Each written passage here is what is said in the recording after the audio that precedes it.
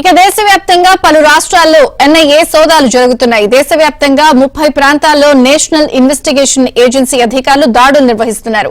పంజాబ్, చండీగఢ్, హర్యానా, రాజస్థాన్, మధ్యప్రదేశ్ లో ఈ తనిఖీలు జరుగుతున్నాయి. ఉగ్రవాద ముఠా నేరాల కేసులో ఎన్ఐఏ సోదాలు జరుపుతోంది.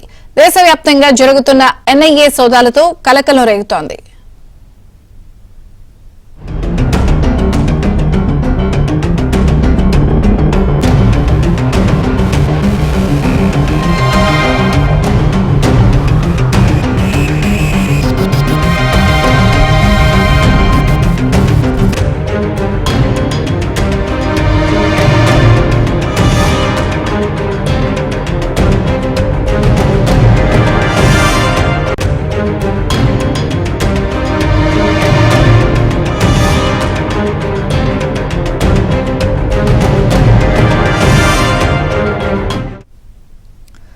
దేశవ్యాప్తంగా పలు రాష్ట్రాల్లో ఎన్ఐఏ సోదాలు జరుగుతున్నాయి. దేశవ్యాప్తంగా 30 ప్రాంతాల్లో నేషనల్ ఇన్వెస్టిగేషన్ ఏజెన్సీ అధికారులు దాడులు నిర్వహిస్తున్నారు.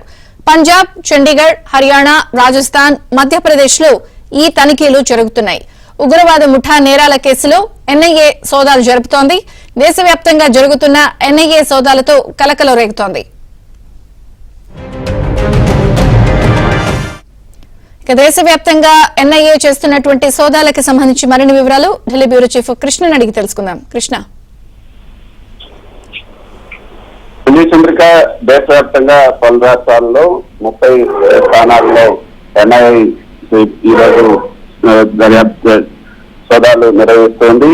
34 రాష్ట్రాలు పంజాబ్, హర్యానా, రాజస్థాన్, మధ్యప్రదేశ్, అదేవిధంగా చండీగఢ్, ఈ యొక్క 4 రాష్ట్రాలు ఒక యూటీలో 30 లొకేషన్లలో ఈ ఎన్ఐఏ ఈరోజు దర్యాప్తు మొదలుపెట్టింది. టెర్రరిస్ట్ గ్యాంగ్స్టర్ నెక్సస్ కేసుకు సంబంధించినటువంటి అంశంలో ఈ యొక్క దర్యాప్తు చేసినట్టు తెలుస్తుంది. ప్రస్తుతం ఎన్నికలు కూడా సార్వత్రిక ఎన్నికలు సమీపిస్తున్న నేపథ్యంలో దేశంలో ఎటువంటి తీవ్రవాద కార్యకలాపాలు, టెర్రరిస్ట్ ఉగ్రవాద కార్యకలాపాలు జరగకుండా నిరోధించేందుకు ముందస్తు జాగ్రత్త చర్యలు తీసుకుంటుంది. ఇటీవల ఏదైతే బెంగళూరు కేసులో జరిగినటువంటి బాంబు దాడి నేపథ్యంలో మొత్తం దేశవ్యాప్తంగా ఎన్ఐఏ అదేవిధంగా కేంద్ర హోంశాఖ అలర్ట్ విధించింది.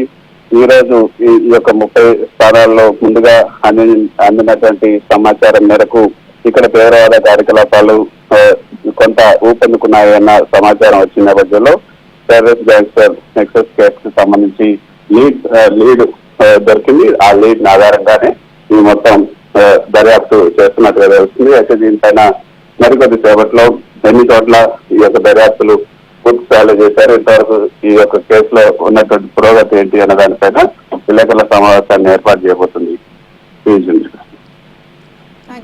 కృష్ణ.